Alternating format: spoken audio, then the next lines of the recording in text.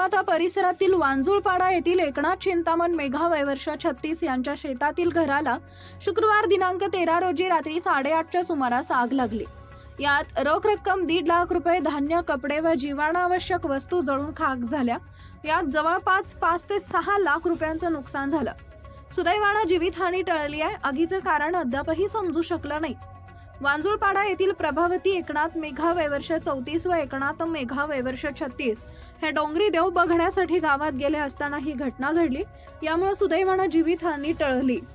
गावातील नागरिक प्रकाश जोपळे हे आपल्या शेतीला पाणी भरण्यासाठी जात असताना घराला आग लागली हे बघितले व गावातील नागरिक यांना संपर्क साधला, परंतु आगीने रौद्र रूप धारण केल्यामुळे सर्व घरातील साहित्य जळून खाक झाले।